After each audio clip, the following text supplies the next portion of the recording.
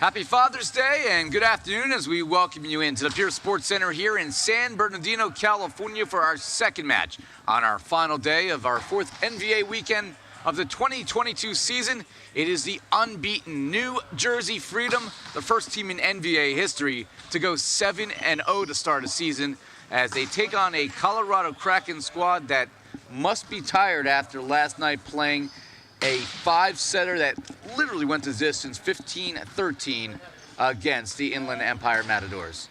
What are you expecting out of Colorado today? Can they bounce back? Can they give New Jersey a challenge, or are the Freedom moving to 8-0? Well, I certainly think that the Kraken can put up a fight here against Team Freedom. However, their fitness is definitely going to get tested. Their turnaround time, they finished that match last night at about 8:15 p.m. local time. It is currently a few minutes before noon local time, so that's a very fast turnaround for the Colorado Kraken. I don't know if they're going to be able to do it. Team Freedom played on Friday, so they had a day off yesterday. They watched that match, so they scouted their opponents in deep detail, as Coach Edra likes to do. So it'll be should be a very entertaining match, but I still think Freedom, even with their slimmed-down roster that they have on this weekend's event, should have the talent to take this one. They were watching the match back at their hotel. Even we shared a photo on the air of the entire crew that's here this weekend, bunched into one hotel room. I don't know how they all fit, but we're watching the match and enjoyed our commentary quite a bit, which we appreciate. Nice to hear. You know, at least somebody did. But the Freedom and the Kraken are both playoff contenders. Obviously, New Jersey's in at 7-0. We know that. The Colorado Kraken, 2-5 in the year. Looking at the updated numbers, they're the third place in the American Central. But right now, there's a lot of teams right there in that plot for that final playoff spot. You know, even if they lose today, they're going to be playing some meaningful volleyball going into the last weekend of the season on July 9th and 10th. They'll take on the Utah Stingers and the Dallas Tornadoes. So this does not fall into the must-win category, but they certainly want to show up today and show that they're still going to put in that fight. They have gone three times this year and have fallen all three times matches, haven't been able to finish matches. Well, they have the fight for sure, and it would be nice for them to get this victory today to kind of create some more momentum, you know, going into those final two matches that you spoke about, you know, coming up in Event 5. But they're going to have their hands full here today with Team Freedom.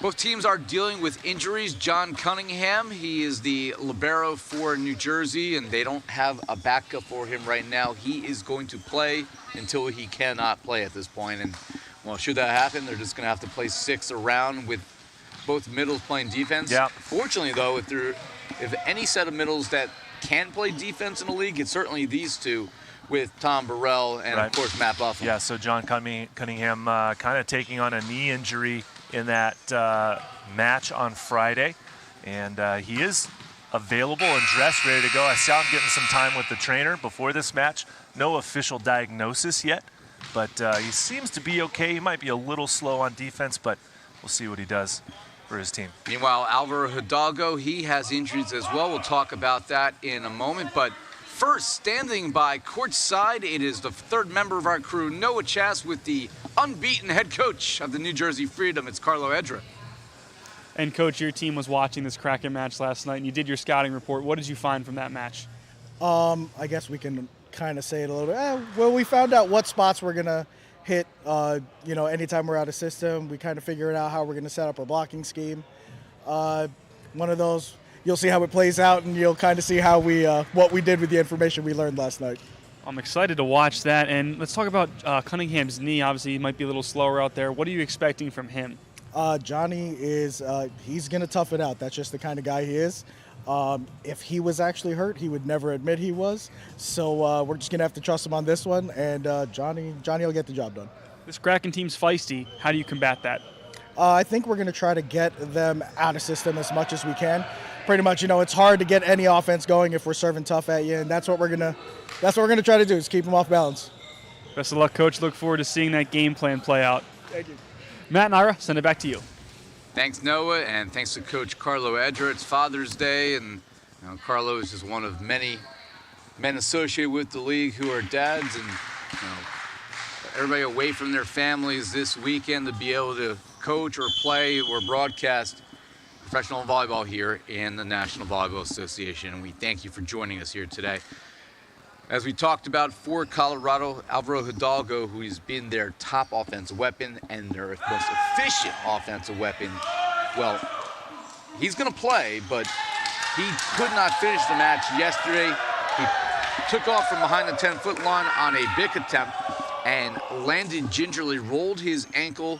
Talking to Coach Jonathan Dacklison, he was trying to massage it out the best he could last night. Yep. Obviously iced it down as much as he could to try to get some blood flow going in that ankle. And it's not 100%, but 85% Alvaro Hidalgo is better than most. Yeah, definitely the case. Everyone dealing with some injuries through the weekend for sure. However, it is a bit unfortunate that Hidalgo tweaked that ankle, but we'll see how he goes today. And again, yeah, an 85% Hidalgo is definitely needed for his side this morning. Taking a look at the starting lineup for Colorado, they are 2-5. They've lost 3 in a row, third place in the American Central Division. Rowdy Martin, number 2, getting the start at setter. On the outside will be Alvaro Hidalgo, number 19. The other outside, at least to start the match today, will be number 17, Christian Encarnacion. Rest of the lineup will include in the middles, number 24, Kyle Schwetz. Rahul Patel is going to get the start. I believe he'll probably be on the right side. He'll wear, actually, I take that back. He will be off to start. It'll be Liam Jenkinson as on the right side. And J.J. Rosa will be, of course, the reliable libero wearing number 23, the third middle. Or correction, the last player in the court, the second middle, is number 11, Dylan Haskell, who had a nice effort yesterday. They are without Matt Gaynor today as he has coaching responsibilities at the AAU championships that are being held in Anaheim not too far. We'll tell you more about some of what he's doing when we have some time throughout this match. And the first point goes over to New Jersey. Matt Elias, the starting setter, he wears number 13. John Cunningham, number 15 in blue. He will tough it out at libero today. The outsides for New Jersey today will be Jacob Monazic, number 8, and Danny Venegas, former Colombian national team member who just took one to the side of the head. That ball and life comes at you fast. Got to be ready for anything here. Rest of the lineup, Joe Norman, who just retrieved that ball, number 16, their top offensive weapon. He's on the right side, and of course, in the middles, Tom Burrell, who wears number 18, and Matt Buffum, number 2, for New Jersey, coached by Carlo Edra. And look at that, Hidalgo with a great service ace on his first serve of the match. And a 2-1 lead early here for the Kraken. Hidalgo, it looks like that ankle's feeling pretty good, or maybe just got some of that icy spray that you put on the magic spray you put on your knees and joints to make you feel like, pretend you're okay. I think he does. I think he has that in his little bag of tricks someplace there, and got the quick spray down. They go to Encarnacion, and he gets shut down. Buffum with the stuff'em. Alongside Joe Norman. Picking up right where he left off yesterday is Buffum Stuff'em. Cunningham gets a piece of it, then gets the heck out of Dodge and sent over by Venegas. They'll go right side here to Jenkinson. Dug up by Elias. And Monazic on the run. Oh, what a spot.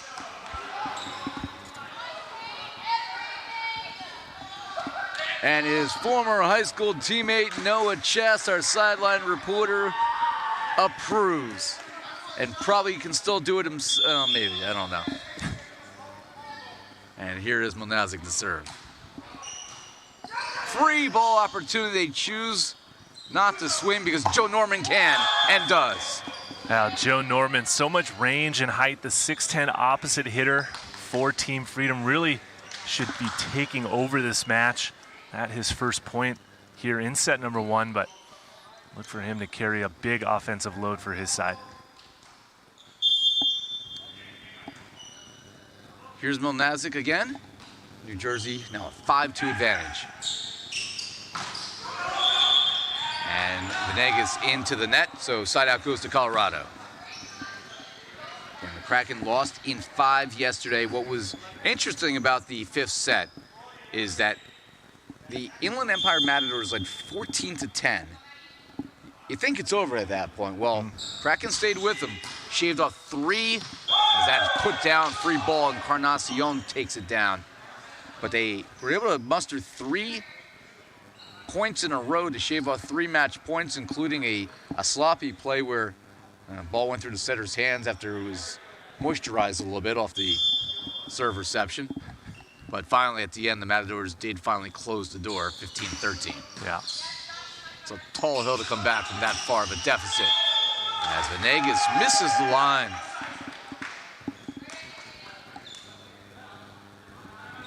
Of course, New Jersey is missing some key players this weekend. Ian Kapp, one of their offensive leaders on the season. No Matt Seifert in the middle.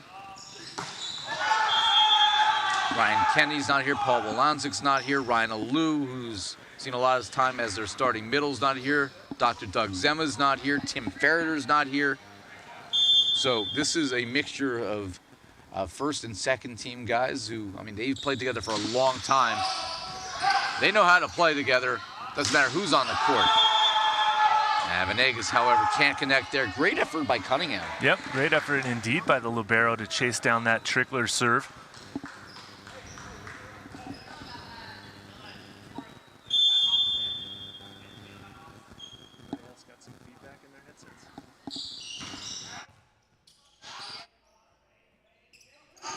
Venegas off the high hands, and that will fall in for the kill.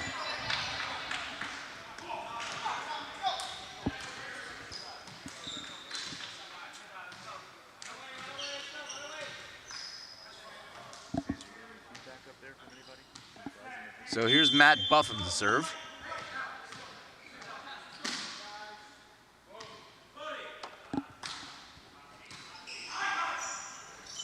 That's a little too tight by Rowdy Martin. I don't know if that's where I would have gone with that ball. The set was kind of a byproduct of a errant pass, but in that situation, Matt, just go right side and live to see another day. Set up the hitter and take advantage of the matchups. I don't understand why you try to make something out of nothing sometimes. And free ball city, Tom Burrell feasts.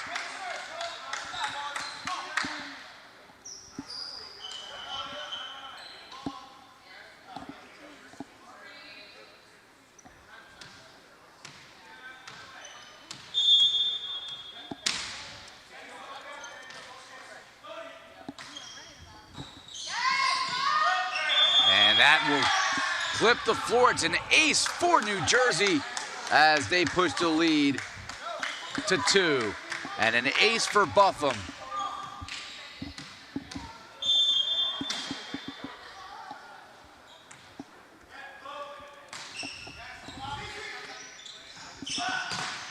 And that will not clear the tape.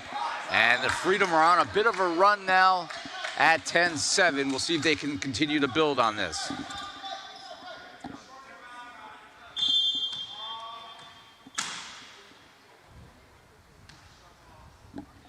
One more for Buffum. Pass by Jenkinson, and this will end the run as Haskell comes through. Well, Haskell had a nice match last night. He's coming right back too here in set number 1, getting some action through the middle. So here's Liam Jenkinson from Darlington, England.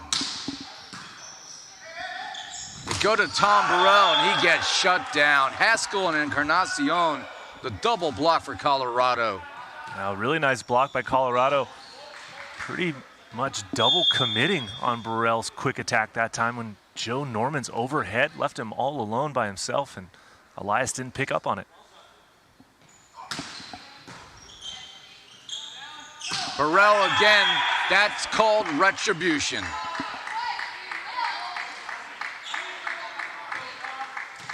Burrell may be undersized compared to some middles in the league at 6'3", but smart high IQ player, former star at Stevens Institute of Technology, one of the top Division III programs, former national champions.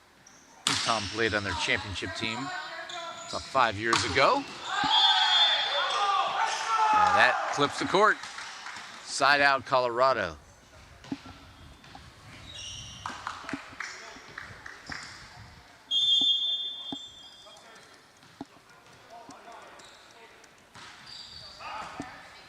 Good pass by Mlazic. And Venegas swinging away. And the hands, the steady hands of Matt Prosser saved the table from destruction. Just another great touch by Prosser. The only savior here at the table. Glad I could help. Martin's gonna push it outside. Down the line, that's wide. No touch. Nice disciplined defense right there by Team Freedom, specifically Joe Norman.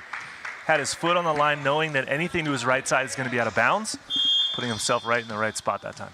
Yeah, this is great technique there, and a lot of nuances to the game that fans at home just don't appreciate unless you're live and able to see it live, because there's just so much that you can see, even with the 6 cameras we have.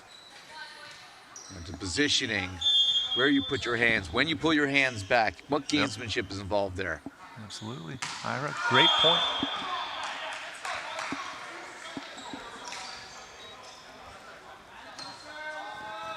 That Stevens team that we were talking about, by the way, was 2015.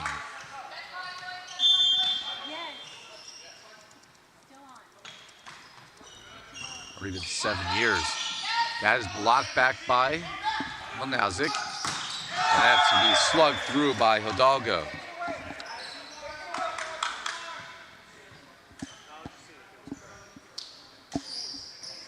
And Rowdy Martin will serve at 14-12.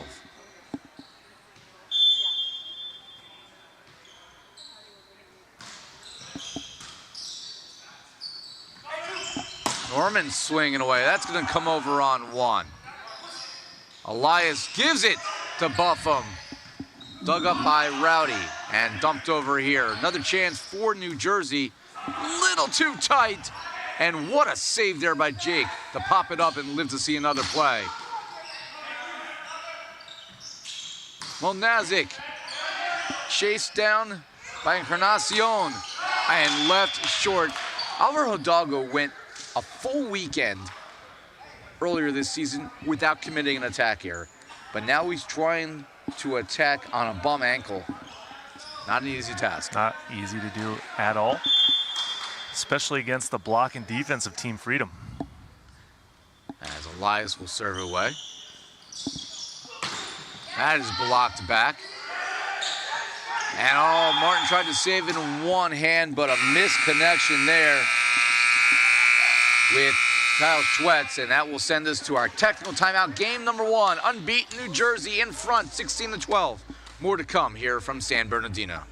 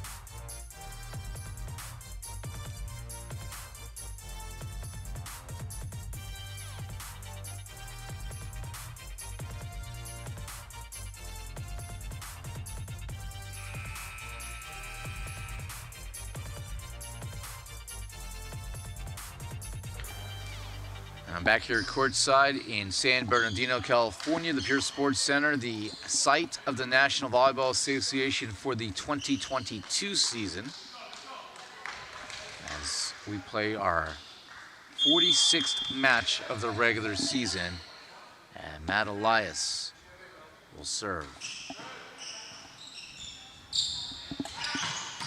And after the timeout, that is a put away for Hidalgo as the Kraken see if they have a run in them here in game number 1.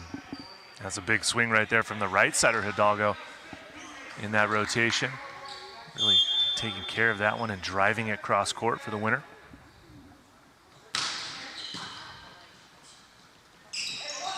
Norman swinging away.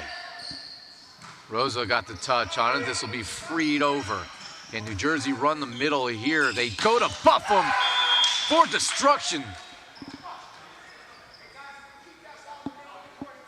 And a free ball sometimes will lead to that when you have a team that can run their middles and a setter that knows how to efficiently use them. And that is certainly what Matt Elias is capable of doing. Here's Jacob Monazic.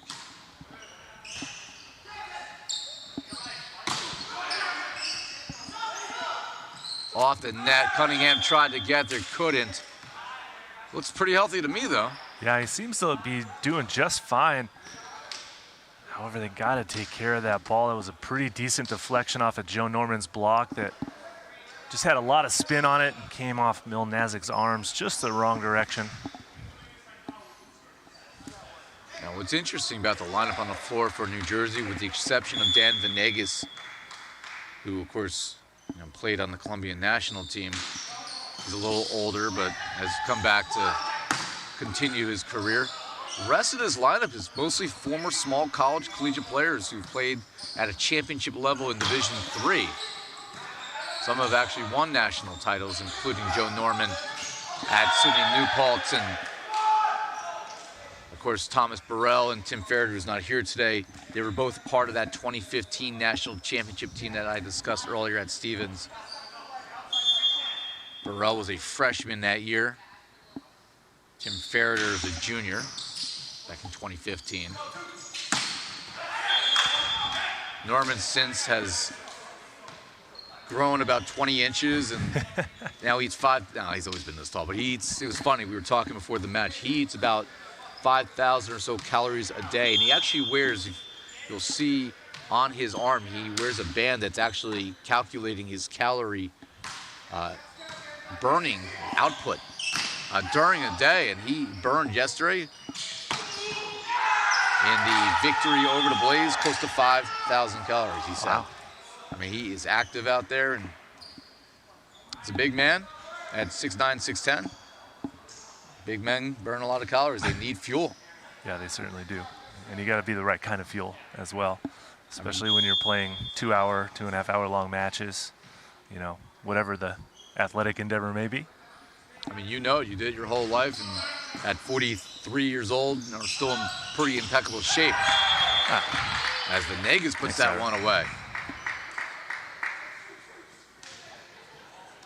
You don't have the typical Father's Day dad bod that I'm maybe not totally cultivating, but I'm working on remaining a large and not an extra large. Here is Joe Norman. Big time swing there. And Martin trying to go over on 2, got the net. That pushes the lead 20-16 New Jersey.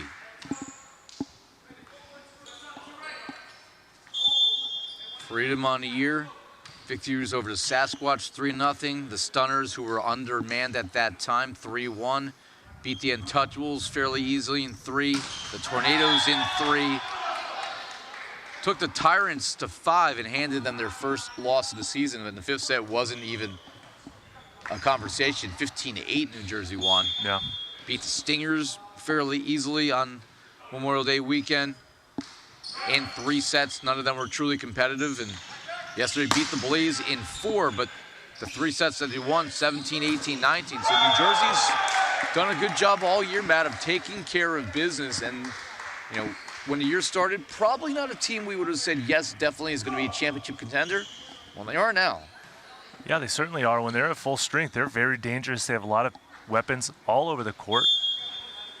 And even when they don't have their full squad, they're still very good.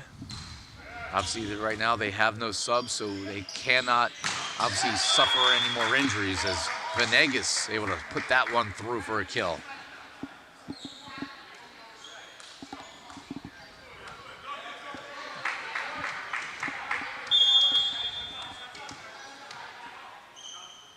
Dan Venegas had 11 kills yesterday in the win of the Blaze.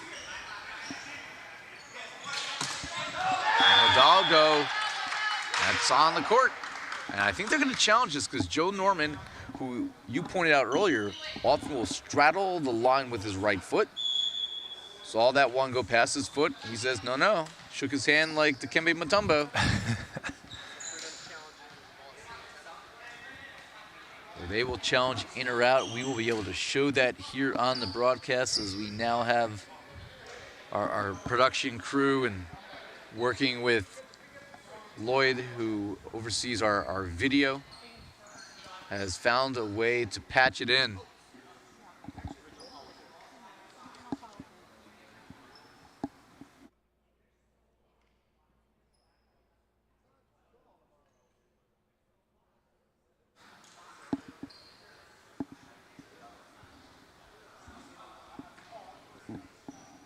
So I'm seeing the replay now come up on the monitor.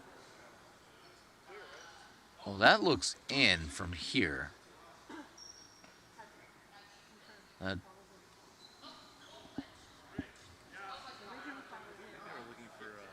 think they were looking for a touch off the antenna, perhaps, as the ball traveled. That could have been the Not so much the line itself, but the antenna.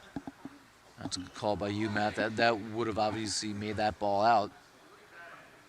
I did not see the antenna move based on the initial play, but I also wasn't looking for that as closely as I normally would have.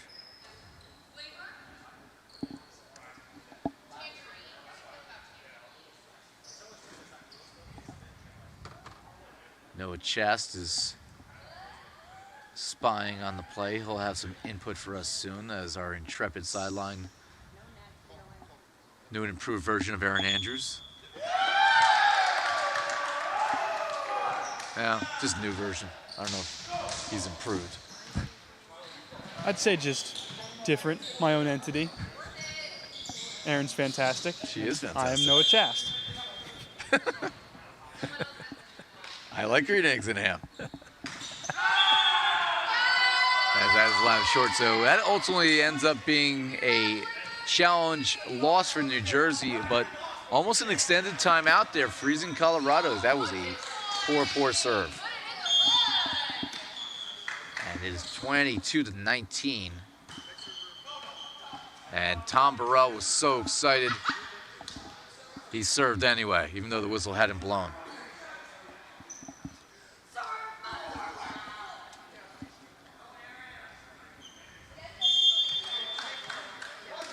Encarnacion, by the way, has carried most of the heavy lifting so far for Colorado. He's got a match-high 6 kills in the early going. That is blocked back as Martin tried to tangle with Jacob Milnazik and lost. Milnazik with a great heads-up play, seeing Rowdy going for the attack on 2 and getting his hands over for that block. And that's clearly a team that did their homework and watched last night's game. They know that Rowdy likes to attack on 2. He's in a very aggressive, offensive-minded setter. And that time bonding in the hotel watching us call the match, they learned a thing or two. Jenkinson able to slot it past the block.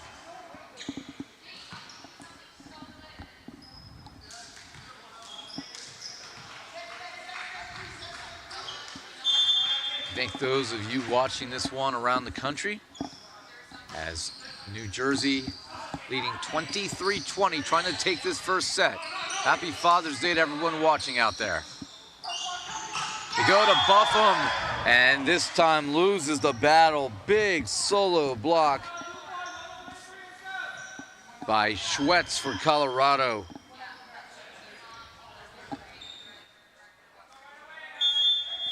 Kyle Schwetz, 6'4", out of Carroll Stream, Illinois. Oh, and skying for it. Does Matt Elias try to set it with one hand, or does he pull off his own version of Rowdy Martin and very well disguised. Yeah, it was very well disguised. Matt Elias had to go all the way up for that one as it's now set point for Team Freedom. So Freedom's got 3 set points to work with. Martin back set, and that will stave off 1 as we see the kill from Hidalgo. He will serve now 24-22.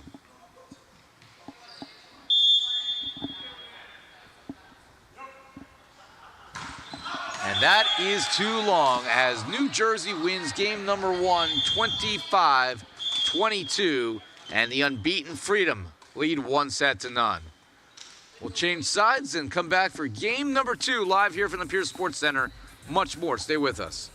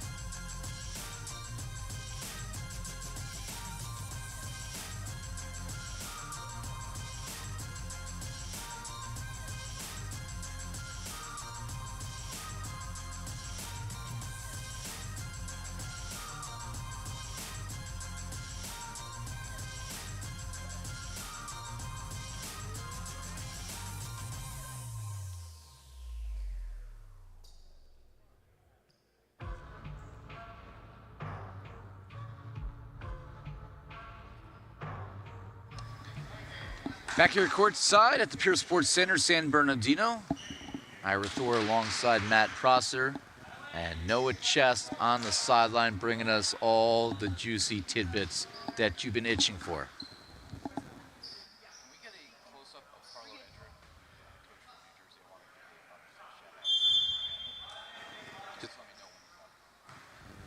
Game number 2, New Jersey won the first one by 3.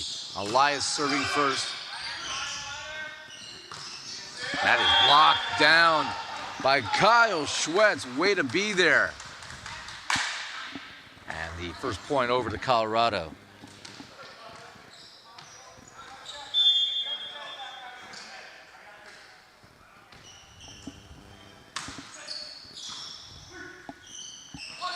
Joe Norman swinging away and off of the upper torso of Hidalgo. That will not feel good later. He's going to have some healing to do when this weekend is over between his ankle and that wound in his chest right there as the side out goes to Jacob Monazic.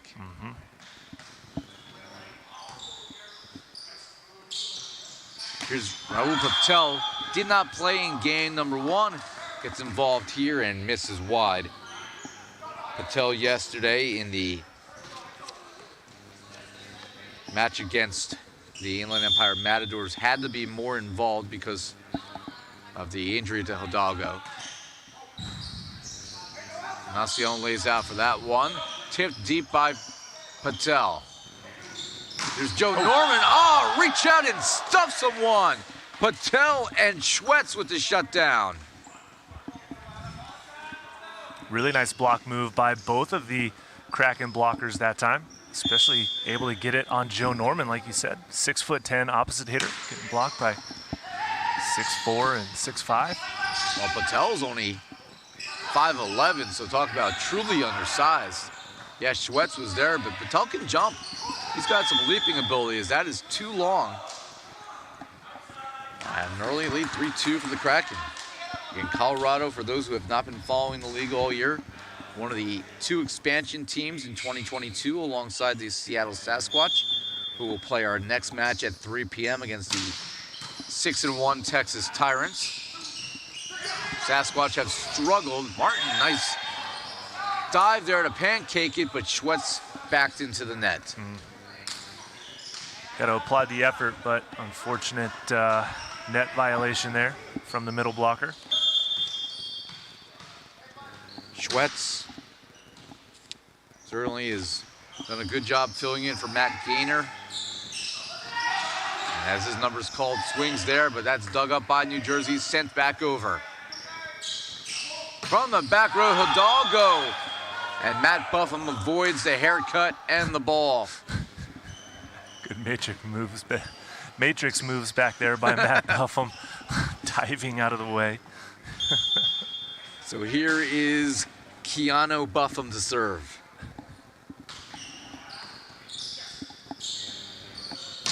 Encarnacion misfires.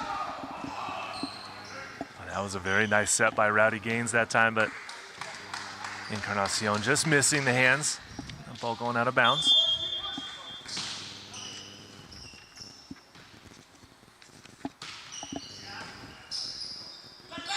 They go to Patel. Oh, return to Rejection City. Venegas and Tom Burrell.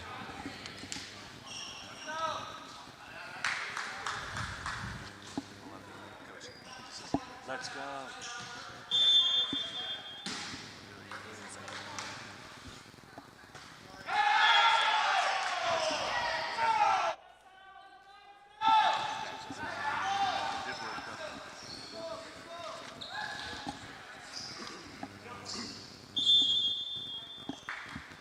Side out here, Kyle Schwetz, who played at St. Ambrose University. That's too deep.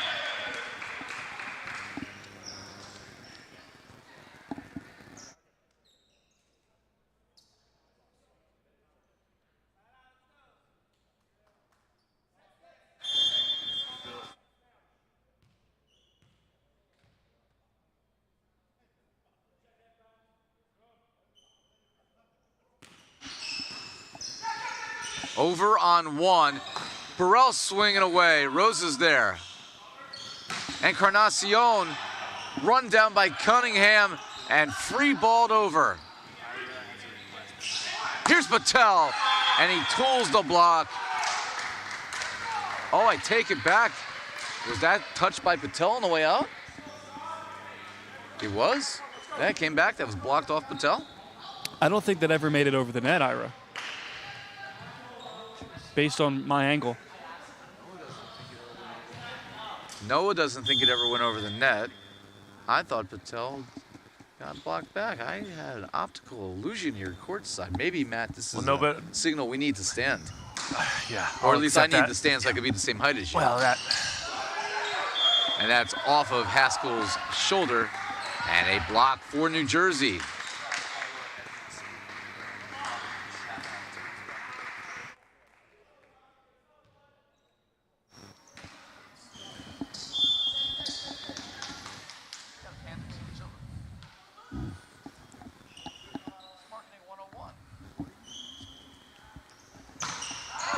Joe Norman missing too long.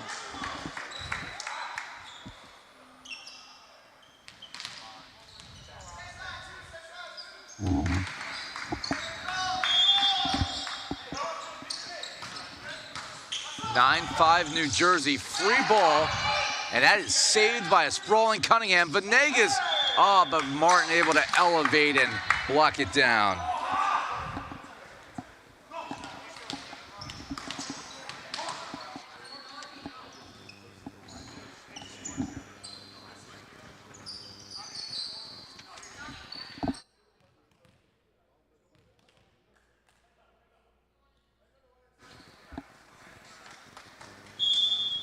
Here is Patel, the lefty, with a good jump serve. Passed nicely by Milnazic, but Norman from the back row hammers that ball.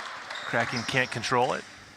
Joe Norman able to knock Hidalgo out of his shoes. And Venegas done a nice job filling in the starting role for Tim Ferreter, who's out this weekend. And or Ian Cap, depending on who would normally be in that spot. Venegas lays out for the one-handed dig. Here's Milnazic, who's also being thrown in. And Rowdy Martin swinging away. Is he a setter? Is he an attacker? He does it all. Rowdy Martin's very athletic, one of the most athletic setters in the league, and very, very offensively minded, always looking for the chance to swing at the ball. Definitely plays with some swagger as well. He's got the hairstyle that backs that up. Venegas on the big, nails it.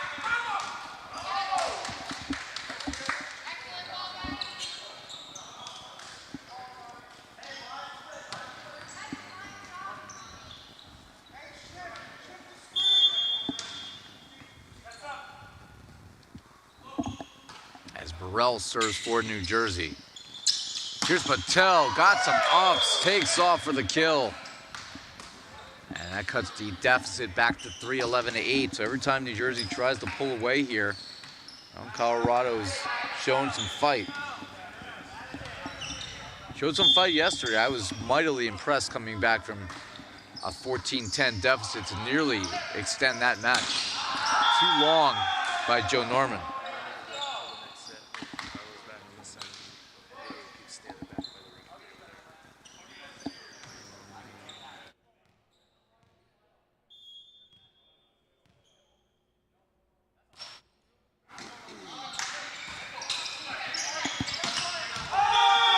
A double block. Milnazic shut down by Martin and Kyle Schwetz.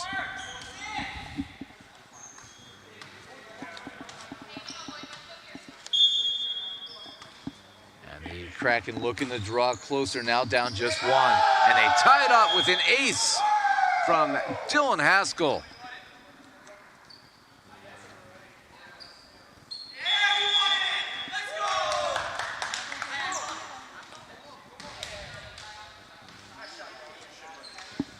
New Jersey's going to utilize a timeout here, so we'll take one as well. 11-11, game 2, New Jersey on top, 1-0. More to come here from Pierce Sports Center.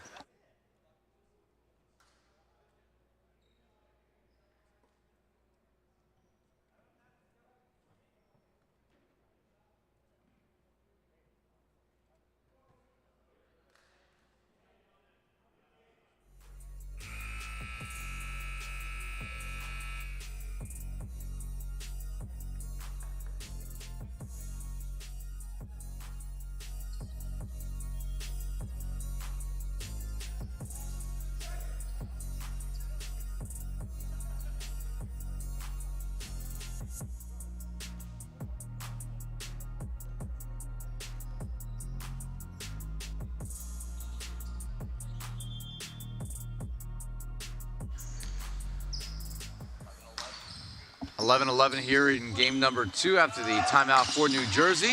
This is coming our way. And Martin went a long way. Just ran out of real estate. And New Jersey with the side out.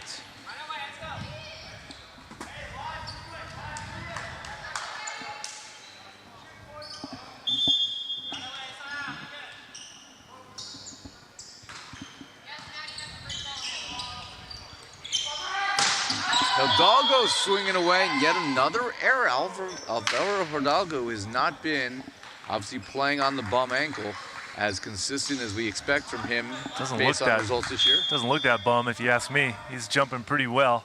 I think it might be more just the blocking presence of the Freedom causing him to kind of change his angle and his thought process in the air.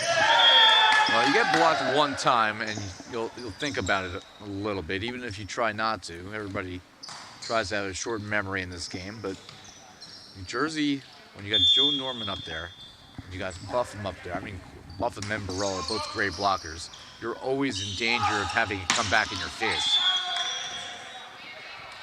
Joe Norman with a bit of a pitching wedge there. Yeah, he turned it down a little bit, just nice and smooth. Oh, no. Got to preserve the calories. Probably only burned 7 or 8 there instead of 100. On the back row, that's blocked back by Matt Buffum. And this time, Hidalgo looks pretty healthy to me, folks, as he splits the block with authority.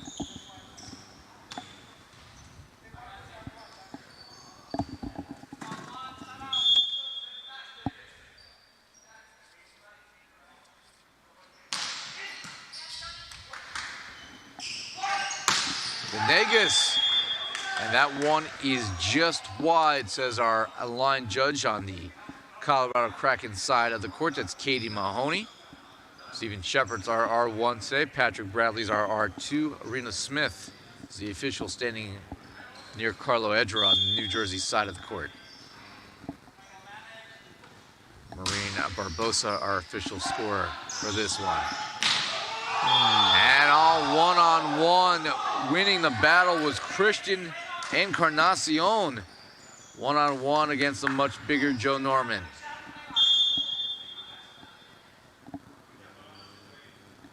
And Colorado has themselves a 15-14 lead. And this time, Norman able to tool the block, making that adjustment. So Buffum will serve, Burrell will return.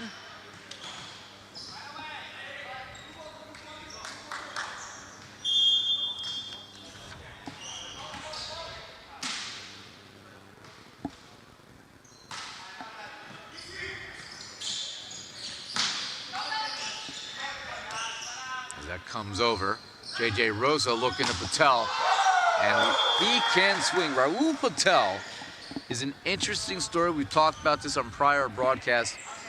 Didn't really play in college. He was obviously a high school player, but went and, well, joined the real world. He was working, playing open gyms. Got to pay the bills. Yeah, got to pay. I mean, hey, not everybody's going to get rich playing volleyball. And decided not to play at the next level. And then, you know what, got the itch again with playing in open gyms and continued to get better. And, well, the Kraken had a tryout and he was discovered, and the rest is history. He has become a part-time starter. Yeah. I'm in a lot of open gyms and nobody's going to discover me. Everyone's discovered you, Ira. They don't want to discover this. Oh, Patel has discovered a solo stuff. Dan Venegas couldn't get it past him. And that is a 17-16 lead for the Kraken. Don't sleep on Patel. He's a pretty tricky little sneaky blocker. It's a big swinging arm, double arm lift block move. That's the second one there through this set. Those are sometimes the most dangerous players, guys who are playing with a chip on their shoulder. Underutilized in his volleyball career and getting a chance to prove himself at this stage. But Venegas gets some retribution there, ties it at 17.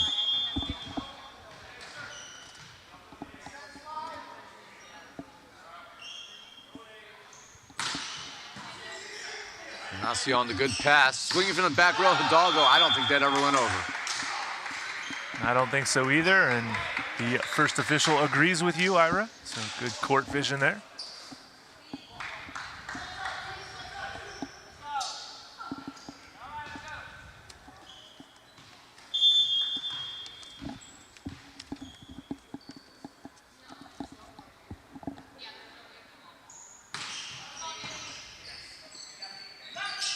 There's Patel, also didn't go over. So back-to-back unforced errors.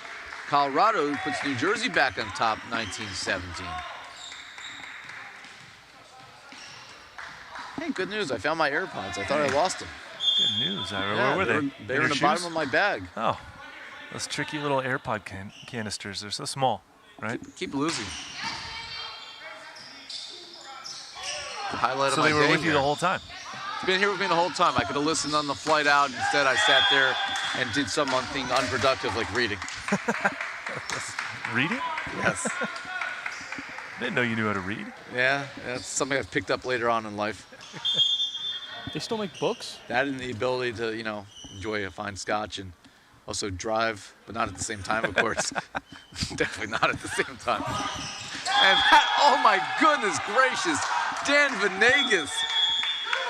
What a changeup of a jump serve completely fools the entire Colorado Kraken squad. I can't believe that one. Completely handcuffs the Colorado Kraken, and we will take a timeout here as the Kraken need to discuss. 21-17 New Jersey on top.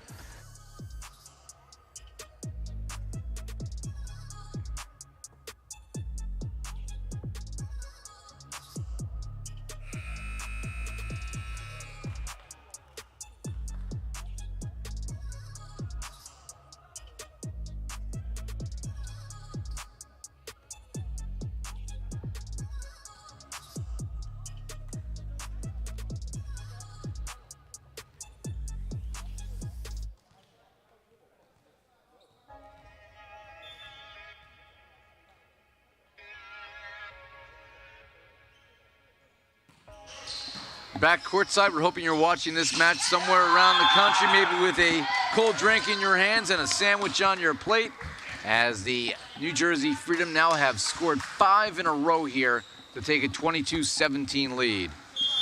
Now the blocking of Team Freedom really stepped up here in the last couple of points. Matt Gaynor watching this one in the chat, rooting on his Kraken, but they are in jeopardy of falling down 2-0. A free ball, and Tom Burrell with the unleash.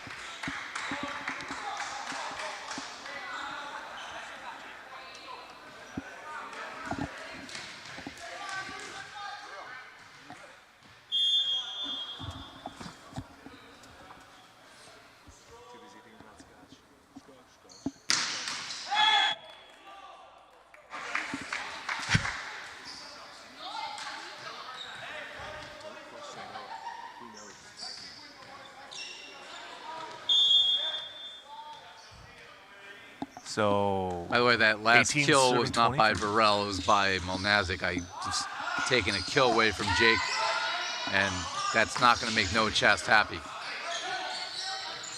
Oh, and a misconnection there between Haskell and Rowdy Martin, and that will draw NJ closer to the finish line here. 24-18 in game 2, and that's not Jake Molnazik, that's Tom Burrell. He's going to serve to close it out. He is serving now, but I got to have the back of my Tenant Panther teammate and Panther volleyball teammate, always. Always. You ride and die to the very end.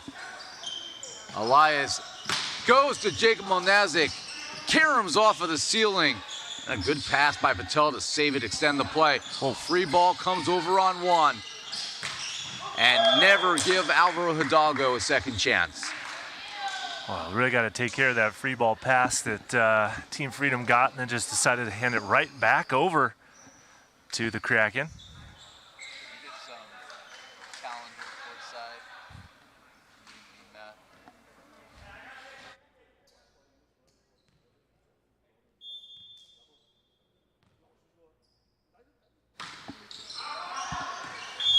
And And that's going to land on the line. Another set point staved off as Haskell uncorks an ace with the floater.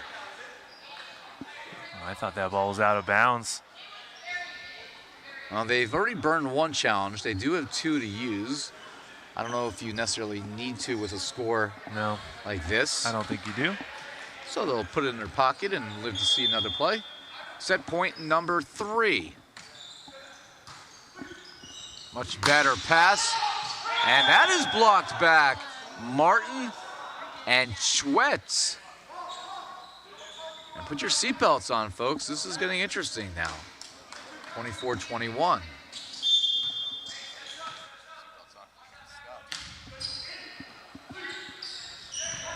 Set point number 4, and this time Joe Norman shuts the door as New Jersey wins game number 2, 25-21. And they lead this match 2 sets to none as they look to journey on for an 8-0 start to the regular season. Much more to come here in San Bernardino. Stay with us.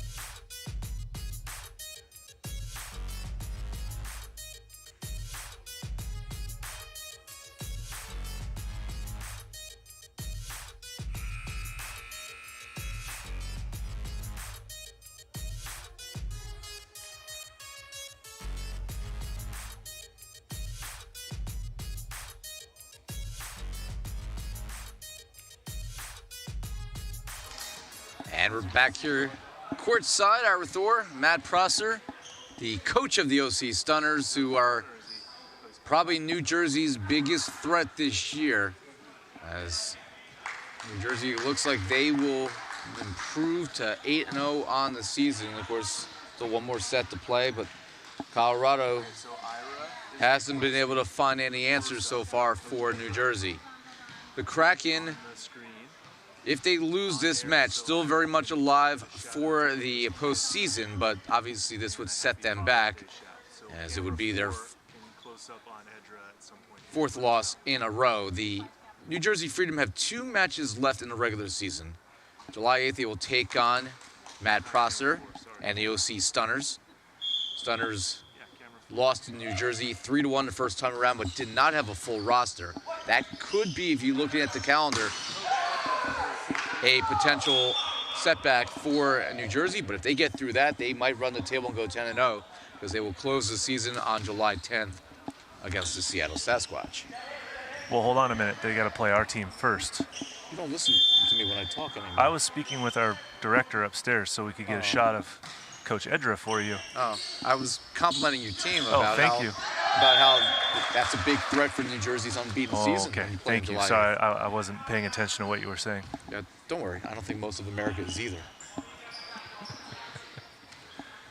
Well, that'll be a good matchup, though. Freedom Untouchables. I mean, the Stunners now are very difficult to try to find a weakness for. Everybody's playing on a high level for the defending champions, and I know you're going to have your squad ready to take on New Jersey for that match on July 8th. Not Declanson, Carlo Edra.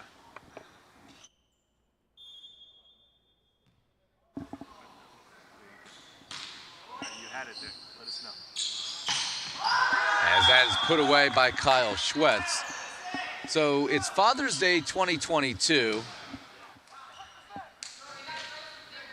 And a lot of our players we talked about are fathers, and so are the coaches. There's Carlo Edra, the head coach for New Jersey Freedom. His team is 7-0.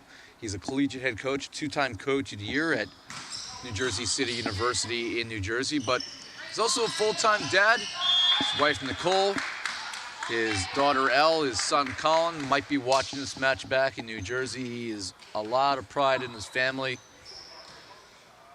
I was with Carlo when his father passed, and his father really is the reason that Carlo is in this game.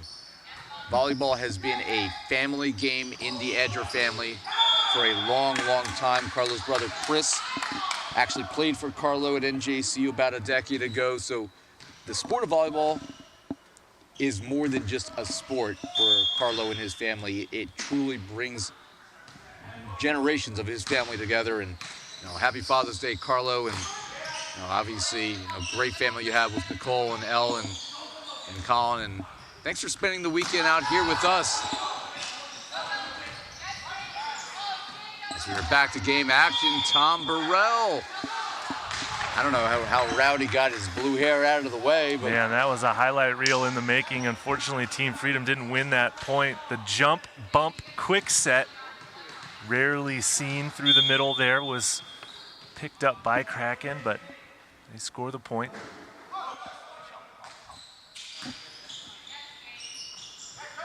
Here's Joe Norman. And that was well timed because it was off of the fingertips of Encarnacion and then caught the antenna for a New Jersey kill.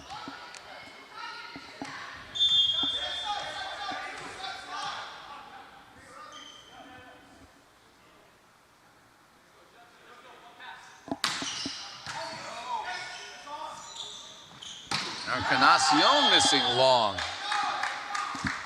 So a quick 6-3 lead for the New Jersey Freedom. A timeout here for the Colorado Kraken. Or no, I take that back. They're going to challenge the play. They believe there was a touch, Matt. Interesting choice. I don't recall seeing a touch off that one. I don't recall where I parked my car, but we'll figure it out later. By the way, we were talking about coaches or fathers, but you don't just have to have biological children. A lot of our players are coaches off the court and are father figures to the players that they are coaching. Yeah, very much so. Matt Gaynor, I'll give him a shout out. He's not here right now because he is coaching at a tournament in Anaheim. Coaches one of the top club teams in the Rocky Mountain region, and I believe he was talking to me yesterday. I wrote it down, so I can't find my note, but he has 4 players that are going on his current team to playing college next year. I believe one was heading to USC, another to Sacred Heart, 2 Division I schools. One was heading to Benedictine in Illinois, which is a top-level Division III program. I know there's another program in there I am forgetting. But, you know, a lot of these players are father figures on the court.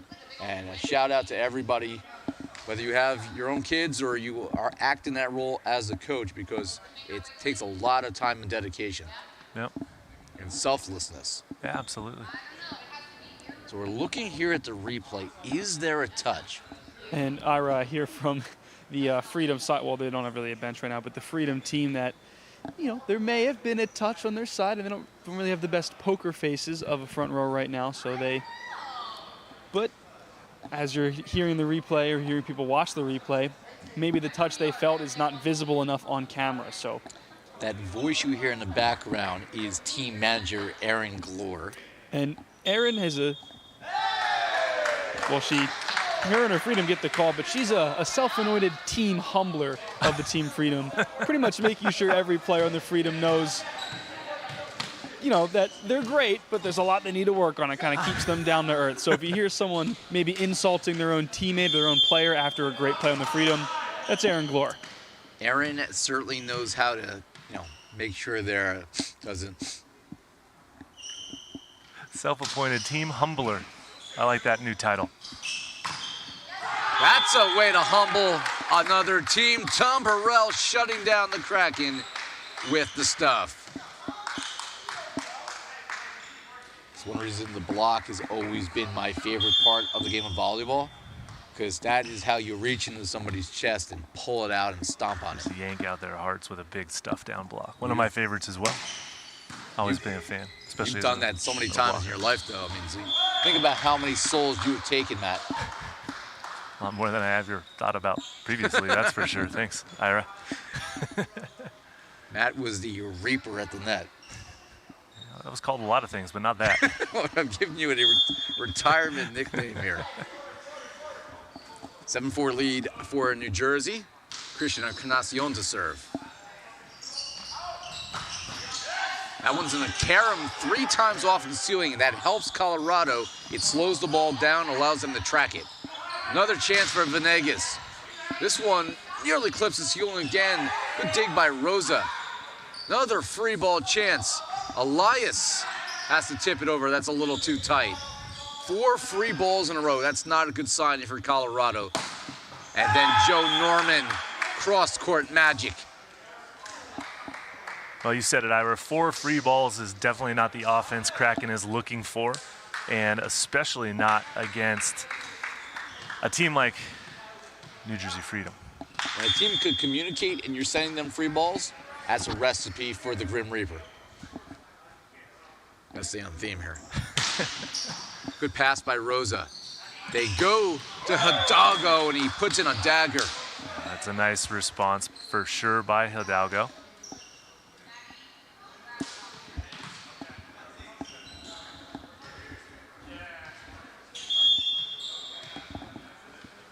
Taking a look here at Haskell serving. Dylan Haskell out of Oxnard, California. Dug up by Jenkinson, sent over. Another free ball. Elias to Tom Burrell, buries it.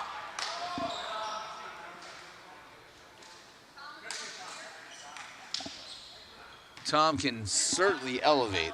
He sure can, yeah. And hang in the air. He has this uncanny skill to elevate and then wait in the air for that set to come over to his hitting arm. It's almost as if he has discovered weightlessness.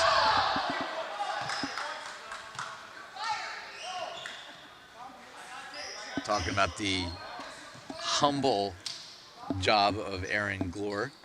She just told Tom Burrell he's fired. Which with this current bench roster, they can't afford, but I'm sure they'll discuss it internally. And Joe Norman with the reappointment papers. Yeah, I can't really afford to fire anybody this weekend. You know, there's nobody else to take their job, and you know, it right now it certainly is an employee market.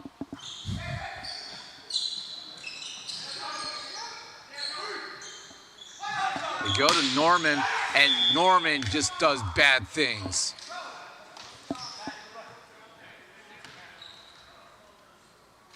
How many calories will that burn? Maybe about 60? I'd like a per swing count from that armband he's wearing. Venegas and Elias both get a piece of it to keep it alive. Here's a chance for Colorado to counter. That is blocked back. Double stuff for New Jersey. Molnazic and Buffum. And the Colorado Kraken find themselves in a hole, 12-6 with a 14,000-footer to climb. Timeout here on the court. More to come here from the Pure Sports Center.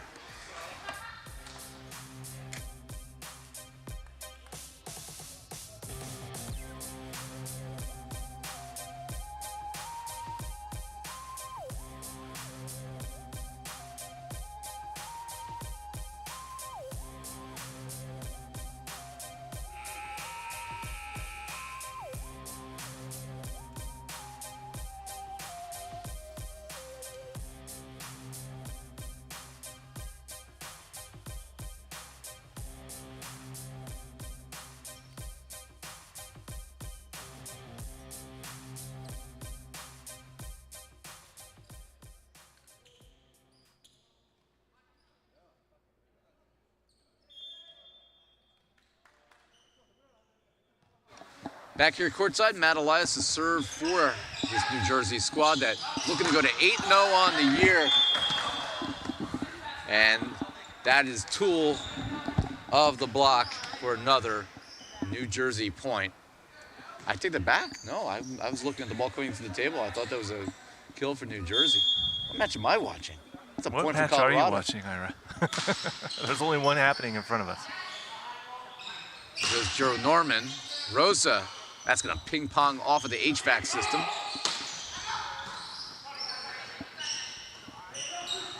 Norman, the one rotation out of the outside, and he plants that one as well. Yeah, Matt Elias really putting up some nice hittable balls for his big 6'10" opposite to go up and get it, drive the ball over the block and down for the point. Even the digs that do come back up, Matt Elias doing a nice job distributing the offense. And Coach Jacklison giving his Kraken some tough love during that timeout, telling them if you're upset, then you can go home.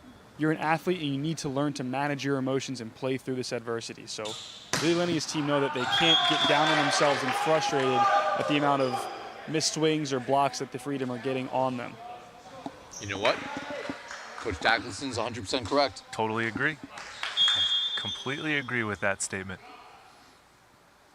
You know, if you're a 14-year-old kid, perhaps, but as a pro, you got to be able to figure it out when things aren't going your way. There you can grimace like Matt Buffum. He's obviously not pleased that he missed it, but he'll forget it and move on. Yeah. And one of those big challenges is what goes on between your ears, you know. It's a big part of sports psychology, you know, athletic psychology as well. Joe Norman over on one, and then Buffum ends it. Free ball city. And then he celebrates like he just won the World Series. I mean, it's a good celebration. It's not a Nick England-like celebration when you solo stuff Felix Chapman. Haven't seen many other ones like Nick England celebrate. That's the best celebration I think I've ever called it. And that one's going to land in Bend, Oregon.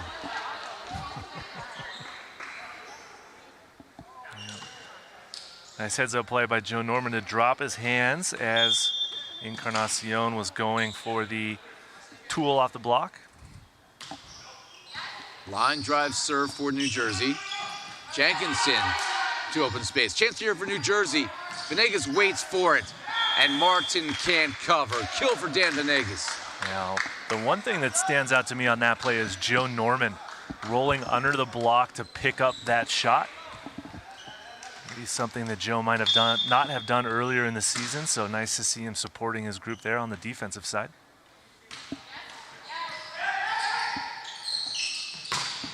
And Hidalgo too long, but was there a touch? And that is indeed seen by Steven Shepard, our lead official for this match, and Marina Smith on the line. So that's a break for Colorado, but still they have a huge amount in the scale now, down 16-10.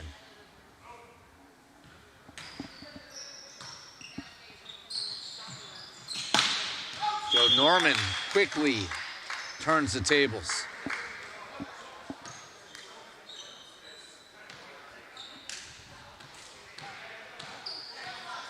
This is our second of 4 matches today. Again, stay with us at 3 p.m. It'll be the Texas Tyrants.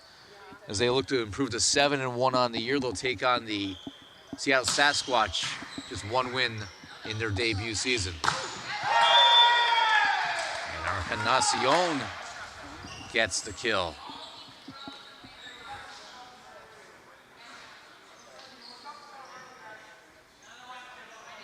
That's his 7th kill of the day. The Doggo's got 9. He leads Colorado, but Joe Norman has 14. Venegas with a nice effort of 10 kills as well. They've helped carry this team. Tom Burrell, that one's not coming back. Rosa tried to cover, but completely knocked off balance. Tom Burrell is sneaky good. He is not an intimidating size-wise for a middle blocker, but he can jump, hang, and he's got great range on his attack. He's a lot of fun to watch play that position. That's left short.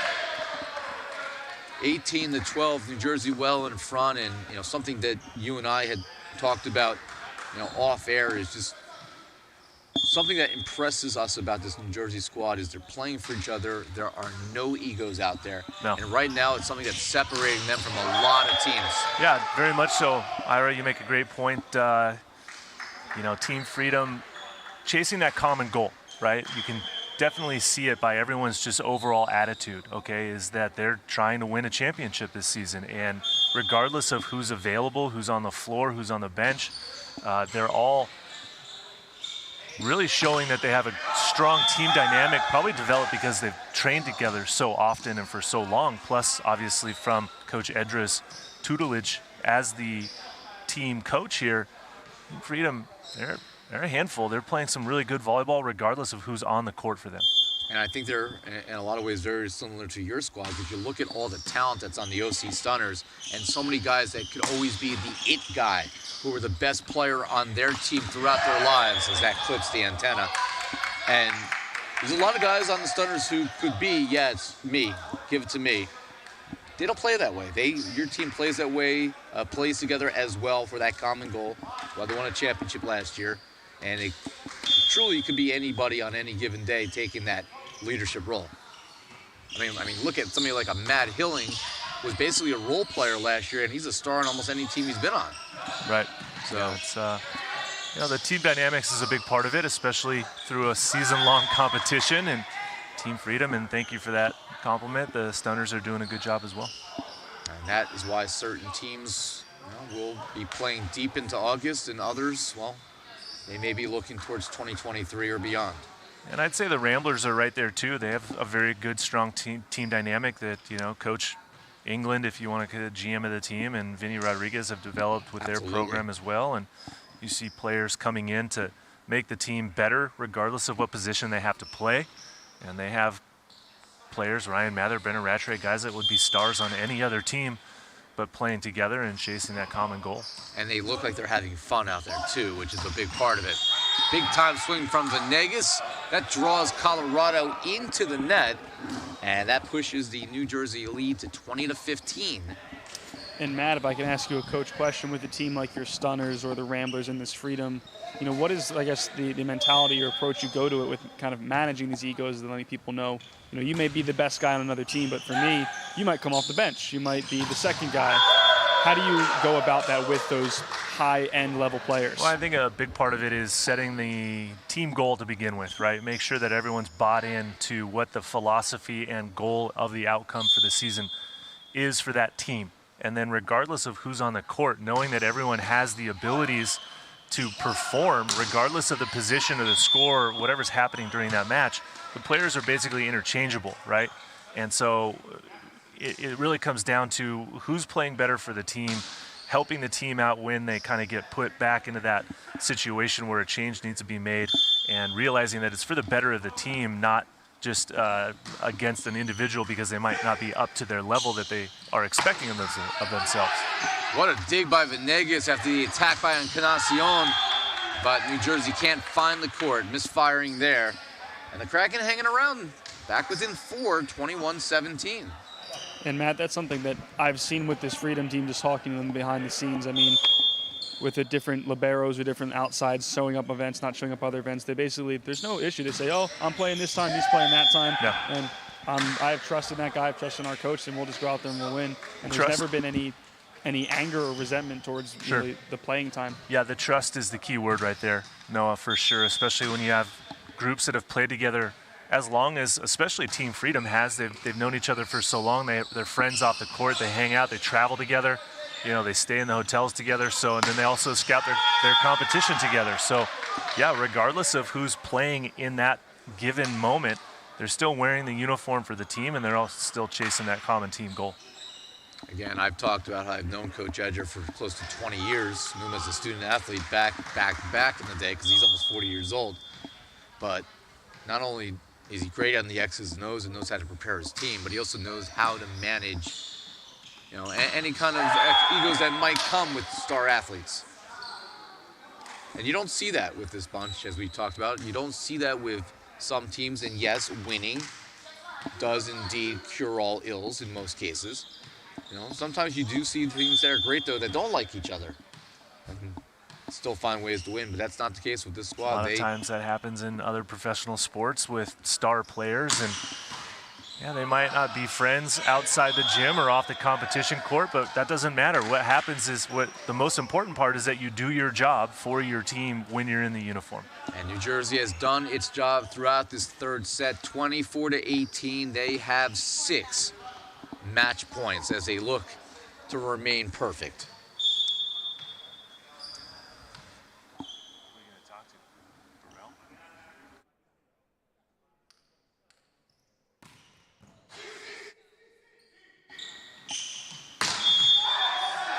And a 10-foot line violation will seal the deal as New Jersey Freedom win set number 3, 25-18, and need just an hour and 18 minutes to move to 8-0 on the season. They are perfect overall.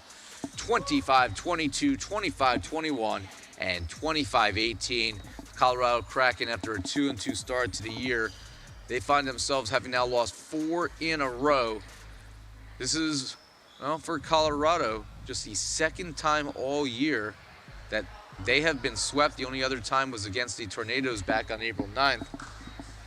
Yeah, they're still alive in that American Central and will be playing the last event of the season against the Stingers and the Tornadoes for their playoff lives.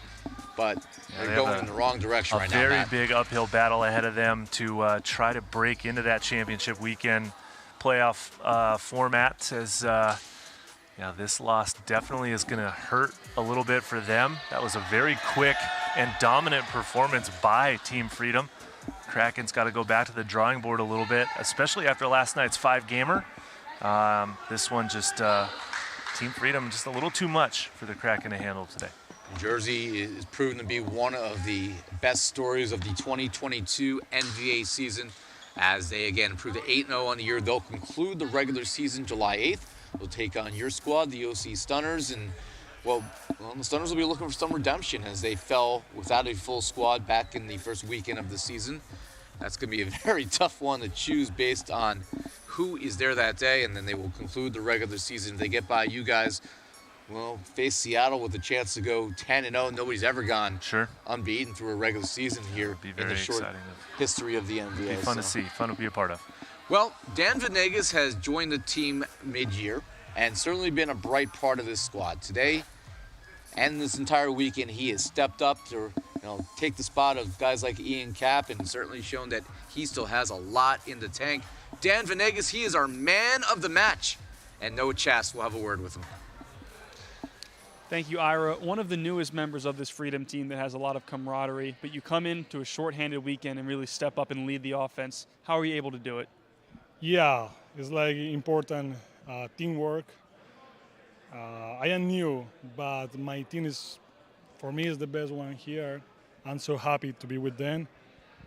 They have a really good atmosphere inside the team, so I am happy that I match with them.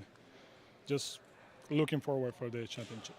And what have you learned about this team since you've joined, and especially this weekend?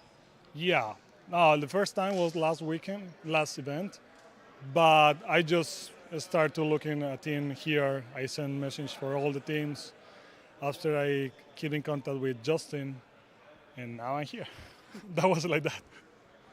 And what do you think? I mean, you the only undefeated team left in the league. How strong are these teams' chances to really take home the NVA Cup? Yeah, we had a lot of chance, but the problem is the pressure now for us. We need to keep that for the last event and for the championship. It doesn't matter if you are undefeated for all the games, but you lose semifinals or you lose the finals. So everything that you are done, it's like go to the trash. Still have business to take care of. Yeah, that's it. Well, it is Father's Day. Is there anyone you want to give a shout out to on this Father's Day Sunday? Of course, a mi papá, gracias por el apoyo. Feliz Día del Padre. Thank you so much. Gracias. Thank you so much. That's it. We'll send it back to Matt and Ira over at the booth. Thank you, Noah, and thank you to Dan Venegas.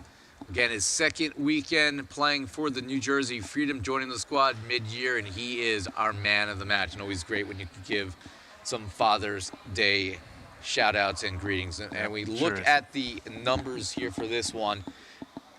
And Joe Norman finished with 15 kills. He continues to roll, only at 3 errors, hit 56%. But Dan Venegas, again, without Ian Cap, without Tim Ferreter, without Matt Seifert, he just had a great effort. 11 kills, 4 errors, hit 55%, passed at a 64% rate, and just a lot of contributions. Tom Burrell had 6 kills himself, along with 4 blocks. Something else I want to point out, John Cunningham, we weren't even sure if he was going to be able to get through this entire match. Not only get through this entire match, passed at a 78% rate, only got ace once. That's a pretty good rate. Talk about gutting it out. Yeah, John Cunningham certainly did today. So it is Father's Day. We didn't get to have our pregame show due to technical difficulties. So, you and I, both are the two dads on this NVA broadcast crew. Chance for you to give a shout out to anyone you'd like before we sign off, and then I'll follow you up. I mean, obviously my dad, Ken, he's out in Orlando where he lives now with Sherry. And so, Dad, love you. Thanks for everything you've always done for me, and looking forward to some more adventures with you coming up in the very near future once this season concludes. And then to my boys, Nolan and Wells, 6 and 8, keep doing what you're doing. I'm super proud to be your guys' dad, and I love you both very much. Shout out to my father, Hillary, watching this down in Southern Virginia. He's probably out on the jet ski today or on the boat in Lake Gaston enjoying life. But one day we'll get to do those kind of things. Maybe not in Virginia, but somewhere in this great country. But I appreciate all the lessons I've learned from my dad over the years. Love you, Dad, and hopefully you tuned in a little bit. I sent you the link, and I know you're not the best with this technology stuff, but hopefully you got to tune in. I appreciate you and love you. And to my kids, I have 3. I am the leader in the clubhouse, I guess, here. My son, Gavin, is a freshman at Seton Hall right now, 19 years old, which is crazy. I don't know how I'm this old. My daughter, Kendra, is up-and-coming, one of the nice up-and-coming players in Monmouth County volleyball, freshman in high school. And my daughter, Julia, just 8 years old. She's starting to actually pass at 8 with my daughter, Kendra. So watch out. I don't know. Maybe we'll have a third one in the family. And, of course, my wife, Catherine, who allows me to come out here and bring you professional volleyball. It's a commitment, obviously, for all of us to be out here.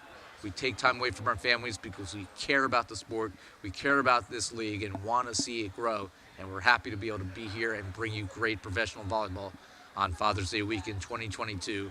The best job I've ever had in my life, and I've had a pretty cool career, but nothing will ever measure with being a father, and I'm thankful for that every day. So for my partner, Matt Prosser, and Noah Chast on the sideline, and Nick England, he's toiling upstairs. He'll be with us for our next match, which will be coming up at 3 p.m. Pacific, 6 Eastern, and it is the Texas Tyrants looking to move to 7-1 on the year. They will take on the Seattle Sasquatch. We hope you will rejoin us for that one. I'm Ira Thor. Until we talk to you then, be well, everybody.